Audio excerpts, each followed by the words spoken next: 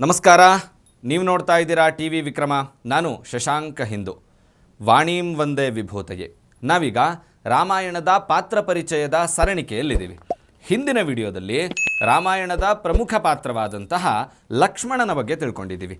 ಈ ವಿಡಿಯೋದಲ್ಲಿ ಪ್ರಭು ಶ್ರೀರಾಮಚಂದ್ರನ ಮತ್ತೊಬ್ಬ ತಮ್ಮನಾದಂತಹ ಭರತನ ಜೀವನ ಚರಿತ್ರೆಯನ್ನು ತಿಳಿತಾ ಹೋಗೋಣ.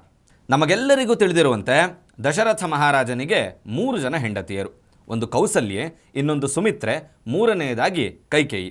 ಅದರಲ್ಲಿ ಕೌಸಲ್ಯಗೆ ಪ್ರಭು ಶ್ರೀರಾಮಚಂದ್ರನು, ಸುಮಿತ್ರೆಗೆ ಲಕ್ಷ್ಮಣ ಮತ್ತು ಶತ್ರುಘ್ನರು, ಹಾಗೆ ಕೈಕೇಯಿಗೆ ಭರತ ಅನ್ನುವಂಥ ಮಕ್ಕಳಿರ್ತಾರೆ. ಈ ಭರತ ಯಾವಾಗಲೂ ಸಹ ಅವನು ತನ್ನ ತಾತನ ರಾಜ್ಯದಲ್ಲಿ ಅಂದರೆ ಕೈಕೇಯ ರಾಜ್ಯದಲ್ಲೇ ತನ್ನ ಜೀವನದ ಅರ್ಧ ಭಾಗವನ್ನು ಕಳೆದು ಬಿಡ್ತಾನೆ. ಅಂತ ಹೇಳಿದ್ರೆ ಅವನು ಹುಟ್ಟಿದ ಕೆಲವೇ ದಿನಗಳಲ್ಲಿ ಶತ್ರುಘ್ನನೊಂದಿಗೆ ಅವನು ಕೇಕೆಯ ಸಾಮ್ರಾಜ್ಯವನ್ನು ತಲುಪಿಬಿಡ್ತಾನೆ. ಶತ್ರುಘ್ನ ಯಾವಾಗಲೂ ಕೂಡ ಭರತನೊಟ್ಟಿಗೆ ಇರ್ತಾನೆ. ಇವತ್ತಿಗೂ ಕೂಡ ನಾವು ಸಂಬೋಧಿಸಬೇಕಾದ್ರೆ ರಾಮಲಕ್ಷ್ಮಣರು ಹಾಗೂ ಭರತ ಶತ್ರುಘ್ನರು ಅನ್ನುವಂತಹ ಸಂಬೋಧನೆಯನ್ನೇ ನಾವು ಬಳಸುವಂತಹದ್ದು. ಯಾಕೆ ಅಂತ ಹೇಳಿದ್ರೆ ಶತ್ರುಘ್ನ ಯಾವಾಗಲೂ ಕೂಡ ನೆರಳಿನಂತೆ ಭರತನನ್ನೇ ಹಿಂಬಾಲಿಸ್ತಾ ಇರ್ತಾನೆ. ಹಾಗೆಯೇ ಬಾಲ್ಯದಿಂದಲೂ ಸಹ ಕೇಕೆಯ ಸಾಮ್ರಾಜ್ಯದಲ್ಲೇ ತನ್ನ ಬಾಲ್ಯವನ್ನೆಲ್ಲವನ್ನು ಕೂಡ ಭರತ ಮತ್ತು ಶತ್ರುಘ್ನರು ಕಳೀತಾ ಇರ್ತಾರೆ. ಇತ್ತ ಯಾವಾಗ ವಿಶ್ವಾಮಿತ್ರರು ರಾಮಲಕ್ಷ್ಮಣರನ್ನ ಕರೆದುಕೊಂಡು ಹೋಗಿ ಯಜ್ಞಕ್ಕೆ ತೊಂದರೆ ಮಾಡ್ತಾ ಇರತಕ್ಕಂತಹ ರಾಕ್ಷಸರ ಸಂಹಾರ ಮಾಡಬೇಕು ಅಂಥೇಳಿ ಯೋಚನೆಯನ್ನು ಮಾಡ್ಕೊಂಡಿರ್ತಾರೋ, ಆಗ ರಾಮಲಕ್ಷ್ಮಣರು ಕೂಡ ವಿಶ್ವಾಮಿತ್ರರ ಯೋಚನೆ ಹಾಗೂ ಯೋಜನೆಯಂತೆ ಆ ರಾಕ್ಷಸರನ್ನು ಕೊಂದಾದ ಮೇಲೆ ಇತ್ತ ಮಿಥಿಲಾ ನಗರಿಯಲ್ಲಿ ಜನಕನ ಮಗಳಾದಂತಹ ಸೀತೆಯನ್ನು ನೀನು ವರಿಸಬೇಕು, ಅದಕ್ಕಾಗಿ ಅಲ್ಲಿ ಏರ್ಪಟ್ಟಿರುವಂತಹ ಸ್ವಯಂವರಕ್ಕೆ ನೀನು ಹೋಗಬೇಕು ಅನ್ನುವಂತಹ ವಿಚಾರವನ್ನು ವಿಶ್ವಾಮಿತ್ರರು ರಾಮನಿಗೆ ತಿಳಿಸಿದಂತಹ ಸಂದರ್ಭದಲ್ಲಿ ಪ್ರಭು ಶ್ರೀರಾಮಚಂದ್ರರು ಅಲ್ಲಿಗೆ ಹೋಗಿ ಶಿವಧನಸ್ಸನ್ನು ಮುರಿದು ಸೀತೆಯನ್ನು ವಿವಾಹ ಮಾಡ್ಕೋತಾರೆ. ಆ ಸಮಯದಲ್ಲಿ ಸೀತೆಯ ತಂಗಿಯಾದಂತಹ ಊರ್ಮಿಳಾಳನ್ನು ಲಕ್ಷ್ಮಣ ವಿವಾಹವಾಗ್ತಾನೆ.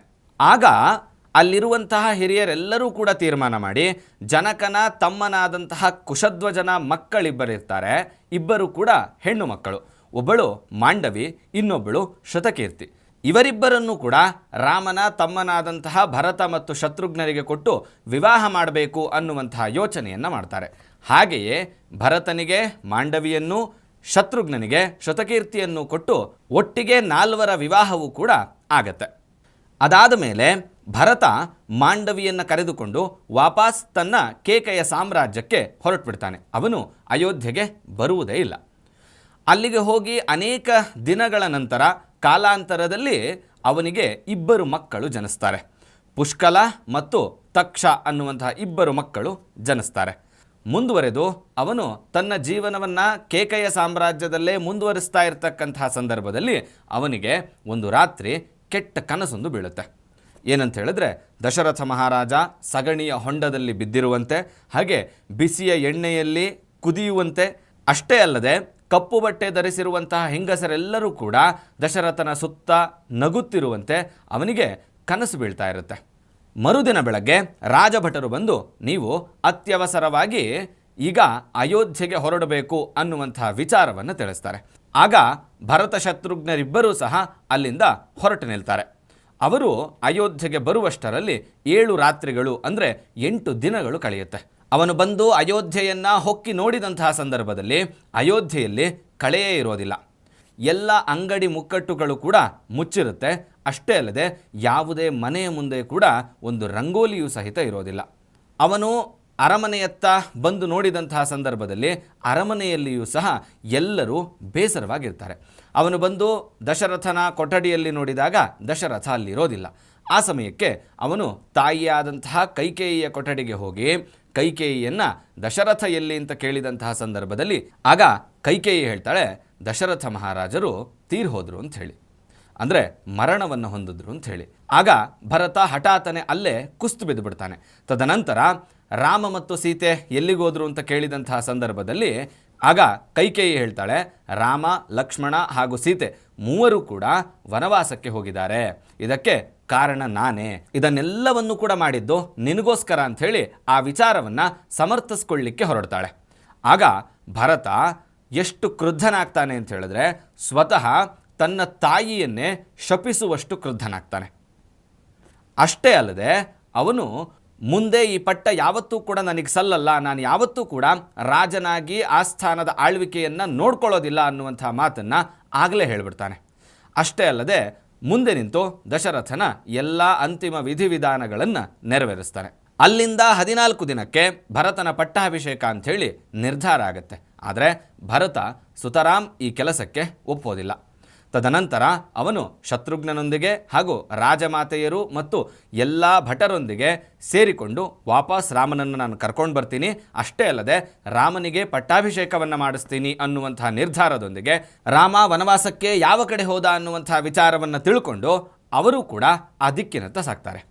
ಹೋಗಿ ರಾಮ, ಲಕ್ಷ್ಮಣ ಮತ್ತು ಸೀತೆಯನ್ನು ಭೇಟಿಯಾದ ನಂತರದಲ್ಲಿ ಅವನು ರಾಮನ ಬಳಿ ಮನವಿಯನ್ನು ಮಾಡಿ ಅತ್ತು ಗೋಗರೆದು, ಇದಕ್ಕೂ ನನಗೂ ಯಾವ ಸಂಬಂಧವೂ ಇಲ್ಲ, ನಾನು ಯಾವತ್ತೂ ಕೂಡ ಈ ಪಟ್ಟಕ್ಕಾಗಿ ಆಸೆ ಪಟ್ಟವನೇ ಅಲ್ಲ, ನನ್ನ ತಾಯಿಯ ದುರ್ಬುದ್ಧಿಯಿಂದ ಈ ರೀತಿ ಆಗಿದೆ, ಹಾಗಾಗಿ ನನ್ನನ್ನು ಕ್ಷಮಿಸು, ಅಷ್ಟೇ ಅಲ್ಲದೆ ನೀನು ವಾಪಸ್ ಬರಬೇಕು, ಮತ್ತು ನಿನಗೆ ಈ ಪಟ್ಟ ಸಲ್ಲಬೇಕು, ಪಟ್ಟಾಭಿಷೇಕದ ತಯಾರಿಯನ್ನು ನಾನು ಮಾಡ್ತೀನಿ ಅಂತ ಹೇಳಿದಂತಹ ಸಂದರ್ಭದಲ್ಲಿ ರಾಮ ಹೇಳ್ತಾನೆ, ಇಲ್ಲ, ನಾನು ಪಿತೃವಾಕ್ಯ ಪರಿಪಾಲಕ, ಹಾಗಾಗಿ ತಂದೆಯ ಮಾತನ್ನು ಉಳಿಸ್ಕೋತೀನಿ ಅಂತ ಹೇಳಿದಂತಹ ಸಂದರ್ಭದಲ್ಲಿ ಭರತ ದಶರಥ ವಿಧಿವಶರಾಗಿದ್ದನ್ನು ತಿಳಿಸ್ತಾನೆ.